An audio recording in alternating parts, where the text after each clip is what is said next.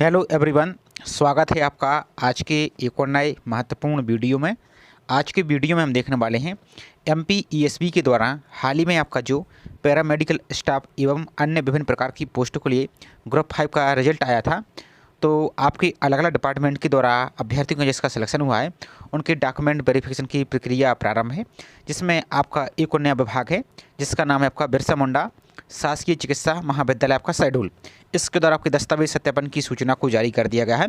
तो बहुत से अभ्यर्थियों के लिए दस्तावेज सत्यापन की सूचना का इंतजार था, तो फाइनली आप सभी के लिए अपडेट आ चुका है। तो पूरी यहाँ पर आपको लिस्ट दी गई, तो एक एक करके यहाँ पर हम क्रम बाई क्रम जानकारी देखने वाले हैं। तो चलिए स्टार्ट करते हैं आज के वीडियो को। साथ ही आप चैनल पर पहली बार विजिट कर रहे हैं तो चैनल को सब्सक्राइब करके जरूर रखिए। इससे संबंधित जैसे कोई और अन्य डिपार्टमेंट हैं, कोई भी अपडेट आती है, चाहे आपकी वेटिंग लिस्ट हो या मेरिट लिस्ट हो या आपकी कुछ भी अपडेट यहाँ पर आती है, कहने का मतलब चाहे आपकी जॉइनिंग लेटर हो, तो आपको सभी जानकारी यहाँ पर आपको वीडियो के माध्यम से प्रोवाइड कर दी जाएगी। तो चैनल को आपको सब्सक्राइब करके जरूर रखना है और वीडियो को लाइक नहीं किया तो वीडियो को भी आपको लाइक जरूर करना है। तो चलिए पहले हम इसकी सूचना को देख लेते हैं। आप यहाँ पर देख सकते हैं आपका ये शासकीय चिकित्सा महाविद्यालय आपका जो शेड्यूल है, इसके द्वारा आपकी सूचना जारी की गई है। तो बात करें तो यहाँ पर पहले नोटिस को हम पढ़ लेते हैं। तो कर्मचारी चयन मंडल द्वारा चयनित अभ्यर्थियों के मूल दस्तावेज सत्यापन की सूचना। अब यहाँ पर हम देखते हैं कर्मचारी चयन मंडल भोपाल द्वारा समूह 5 के अंतर्गत नर्सिंग स्टाफ, पैरामेडिकल स्टाफ व अन्य समकक्ष पदों हेतु संयुक्त भर्ती परीक्षा 2024 के अधीन बिरसा मुंडा शासकीय चिकित्सा महाविद्यालय शेड्यूल में रिक्त पदों की पूर्ति के अनुक्रम में मंडल द्वारा 29 अप्रैल को, तो आप सभी को भी पता है ग्रुप 5 का आपका 29 अप्रैल को रिजल्ट आया था शाम को जारी परिणाम के आधार पर मेरिट सूची में रहे अभ्यर्थियों को निर्देशित किया जाता है कि नीचे दी गई तालिका में उल्लेखित अभिलेख या दस्तावेज की मूल प्रति, ध्यान दीजिए आपको मूल प्रति का मतलब आपके जो ओरिजिनल डॉक्यूमेंट है वो एवं एक नंग स्व प्रमाणित आपको छाया प्रति, यानी आपकी सभी डॉक्यूमेंट की कम से कम 2, यहाँ पर 2 बोला है लेकिन आप कम से कम 3 सेट लेके जाइए फोटो कॉपी के, ओरिजिनल प्लस फोटो कॉपी स्व प्रमाणित, यानी आपका जो आपके डॉक्यूमेंट हैं आपको उसमें आपके सिग्नेचर भी करने हुए, तो वो तो सब वहाँ पर आप समझ लेंगे। छाया प्रति के साथ निम्नलिखित तिथि एवं समय को बिरसा मुंडा शासकीय चिकित्सा महाविद्यालय शेड्यूल में उपस्थित होना सुनिश्चित करें। तो पहले हम यहाँ पर डेट देख लेते हैं, किस डेट को आपको जाना है, इसके बाद यहाँ पर कौन कौन सी डॉक्यूमेंट लेके जाना है वो आपको यहाँ पर दिखा देते हैं। तो आपको जाना कहाँ है, तो कृपया सभी अभ्यर्थी दिनांक 18/7, ध्यान दीजिए 18 जुलाई से 19 जुलाई तक शाम प्रातः यानी 10 बजे से सुबह के निम्न पते पर निर्धारित अभिलेख या दस्तावेजों की मूल प्रति एवं स्व प्रमाणित आपकी प्रति 2 सेट के साथ अनिवार्य रूप से उपस्थित होना है। कहाँ जाना है आपको, तो अकादमिक भवन आपका देख सकते हैं बाकी यहाँ पर अकादमिक भवन कैफेटेरिया रिसेप्शन 02 बिरसा मुंडा शासकीय चिकित्सा महाविद्यालय शेड्यूल, यहाँ पर आपको जाना है। ध्यान दीजिए 18 और 19 को। अब यहाँ पर हम और देख लेते हैं। तो ये तो रही, अब आपको डॉक्यूमेंट कौन से लेके जाना हो, और यहाँ पर आपकी लिस्ट भी दी गई है, तो आपको बाद में हम लिस्ट भी आपको शो कर देंगे। और ये पूरी PDF को कैसे डाउनलोड करना है तो इसकी भी आपको जानकारी बताने वाले हैं। साथ ही आपकी जो और अन्य जानकारी महत्वपूर्ण वही आपको बताने वाले हैं। तो वीडियो को स्किप मत कीजिए, आपको ये आपके फायदे के लिए यहाँ पर बताया जा रहा है। तो यहाँ पर पहले दस्तावेज देख लेते हैं कौन कौन से आपको दस्तावेज लेके जाना है।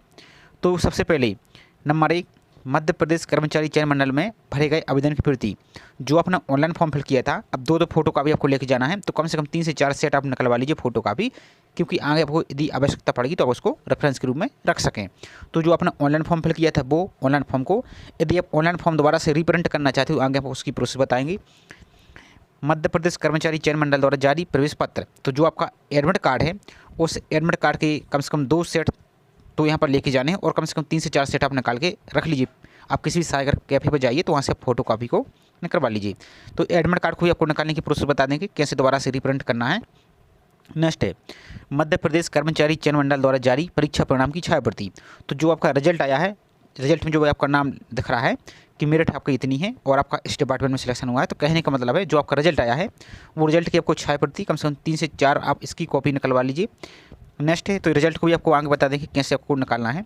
10वीं बोर्ड की अंक सूची, यानी 10th की मार्कशीट आपको लेके जानी है, 12th की मार्कशीट लेके जानी है। अब 12th की मार्कशीट में आपको कौन सा लेके जानी है, जिसमें आपका सब्जेक्ट फिजिक्स केमिस्ट्री बायोलॉजी आपका जो है भी आपको मार्कशीट लेके जाना है, photo copy plus original. Next है मध्य प्रदेश कर्मचारी चयन मंडल द्वारा प्रकाशित पदों हेतु न्यूनतम निर्धारित योग्यता अनुसार प्रमाण पत्र एवं अंक सूची आपको लेके जाना है। तो जिस पोस्ट के लिए आपका सिलेक्शन हुआ है उसका जो निर्धारित योग्यता क्या थी, तो वो सभी आपको डॉक्यूमेंट, सभी सेमेस्टर, सभी ईयर की मार्कशीट और आपको डिग्री लेके जाना है। नेक्स्ट है यहाँ पर देख सकते हो बाकी संबंधित पैरामेडिकल पाठ्यक्रम का डिग्री, जो भी आपकी योग्यता थी, जिस पोस्ट का सिलेक्शन हुआ है और जिस पोस्ट के लिए आपने अप्लाई किया था, तो उसकी डिग्री डिप्लोमा है तो डिप्लोमा या सर्टिफिकेट है तो सर्टिफिकेट, जो भी आपको यहाँ पर था वो आपको लेके जाना है। नेक्स्ट है मध्य प्रदेश सह चिकित्सीय परिषद, जो कि ERB का जो जीवित पंजीयन है उसको लेके जाना है।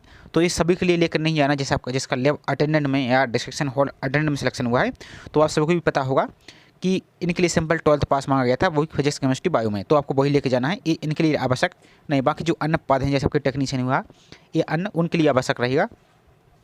नेक्स्ट स्थानीय मूल निवासी प्रमाण पत्र, आपको जो निवास प्रमाण पत्र है वो आपको लेके जाना है। तो मध्य प्रदेश के जो मूल निवासी उनके लिए आपका जो डिजिटल वाला निवास प्रमाण पत्र है वो लेके जाना है। प्लस यदि आप मध्य प्रदेश के बाहर के हैं, अदर स्टेट के, तब भी आपको आपका अपना निवास प्रमाण पत्र लेके जाना है, इस बात को ध्यान देना है। नेक्स्ट है आरक्षित श्रेणी के उम्मीदवार हेतु सक्षम अधिकारी द्वारा जारी स्थायी जाति प्रमाण पत्र। तो आप जैसे SC के हैं, ST के हैं और OBC नॉन क्रीमी लेयर के हैं, तो आपका जो डिजिटल जाति प्रमाण पत्र है मध्य प्रदेश सरकार का जाति प्रमाण पत्र, वो आपको लेके जाना है। नेक्स्ट है शासकीय सेवा में कार्यरत उम्मीदवार द्वारा नियुक्ति का अनापत्ति प्रमाण पत्र, यदि आप कोई गवर्नमेंट जॉब में है कहीं भी, तो जो संस्था का NOC होता है अनापत्ति प्रमाण पत्र, तो वो आपको लेके जाना है और आवश्यक ही रहेगा। नेक्स्ट है शासकीय अर्धशासकीय सेवा में कार्यरत न रहने की स्थिति में 50 रुपये की नॉन जुडिशियल स्टाम्प का नोटरी घोषणा पत्र आपको लेके जाना है। तो 50 रुपये के आपको नोटरी के यहाँ पर आपको एफिडेविट लेके जाना है, कौन सा, शासकीय अर्धशासकीय सेवा में कार्यरत, यानी आप किसी भी गवर्नमेंट जॉब में यहाँ पर नहीं है, तो इसका आपको ये एफिडेविट लेके जाना है। नेक्स्ट है संविदा श्रेणी में चयनित उम्मीदवार हेतु न्यूनतम 5 वर्ष तक का समान पद का अनुभव प्रमाण पत्र आपको लेके जाना है। तो यदि आप संविदा पद पर आपका सिलेक्शन हुआ है तो उसका भी आपको 5 वर्ष का कम से कम अनुभव प्रमाण पत्र भी आपको लेके जाना है।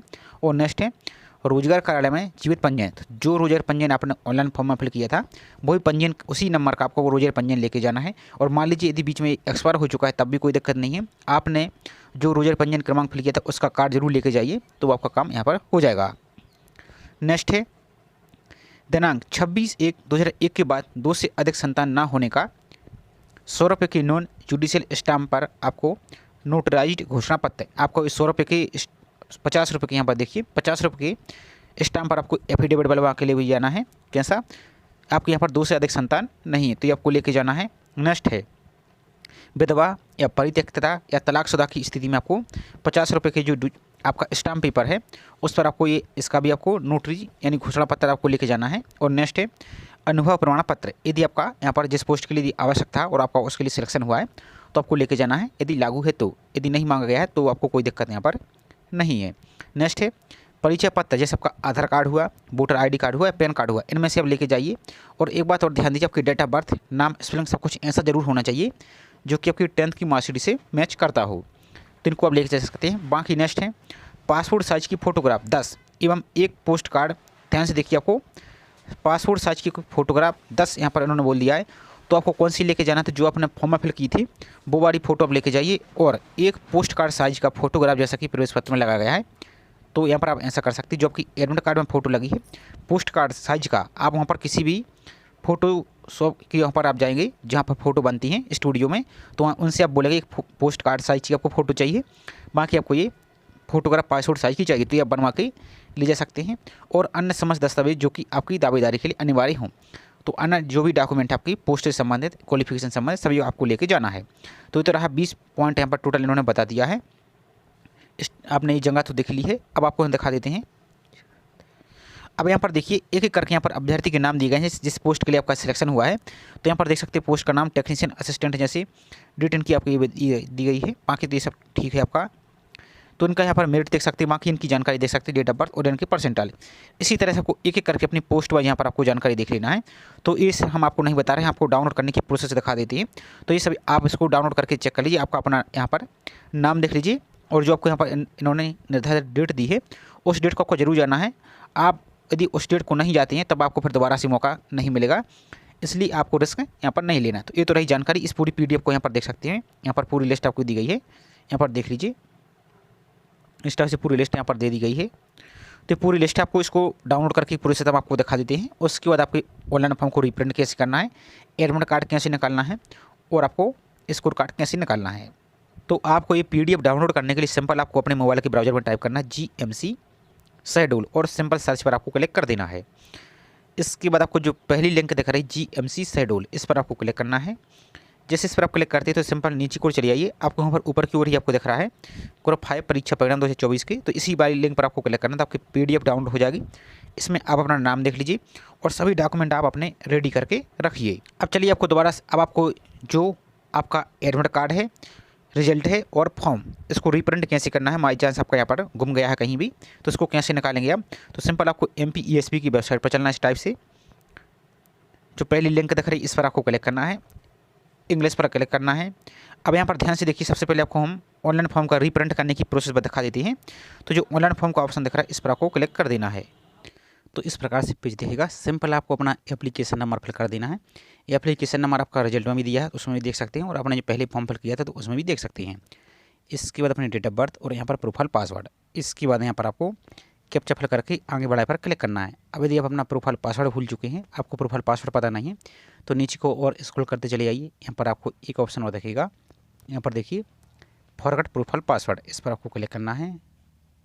तो यहाँ पर आपको अपना जो प्रोफाइल पंजीयन क्रमांक था, जब आपने ऑनलाइन फॉर्म फिल किया था, तो प्रोफाइल पंजीयन क्रमांक फिल करना है। यहाँ पर आपका फॉर्म में जो रजिस्टर्ड मोबाइल नंबर है वो फिल करना है। इस कैप्चा को सॉल्व करके यहाँ पर आपको सबमिट पर क्लिक करना है। तो आपका जो रजिस्टर्ड मोबाइल नंबर है उस पर आपको एक मैसेज जाएगा, उसमें आपका एक पासवर्ड लिखा रहेगा, तो उसको आपको यूज कर लेना है। ये तो रही बात ऑनलाइन फॉर्म रिप्रिंट की। अब आपको एडमिट कार्ड दोबारा से कैसे निकालना है, तो ESB की साइड में यहाँ पर देखिए आपको एडमिट कार्ड का ऑप्शन दिख रहा है, इस पर क्लिक करना है। इस प्रकार से नीचे को चले आइए। अब आपको यहाँ पर एक ऑप्शन और दिख रहा है ग्रुप 5 पैरामेडिकल स्टाफ, इसी वाली लिंक पर आपको क्लिक कर देना है। इस पर जैसे क्लिक करते हैं तो आपका वही एप्लीकेशन नंबर फिल करना है, 13 अंक वाला, डेट ऑफ बर्थ और आपकी मदर्स की, आपकी माताजी के आगे के 2 नाम फिल करने हैं, और आधार कार्ड के आपके पीछे के 4 अंक एक साथ फिल कर देना है। और आपका जिस पोस्ट के लिए सिलेक्शन हुआ उसका पेपर कोड यहाँ पर सिलेक्ट करना है। जैसे मान लीजिए आपका लैब अटेंडेंट है तो पेपर कोड N आपके जो भी है इस प्रकार से आपको सिलेक्ट करना है, और इस कैप्चा को यहाँ पर सॉल्व करके सर्च पर आपको क्लिक कर देना है।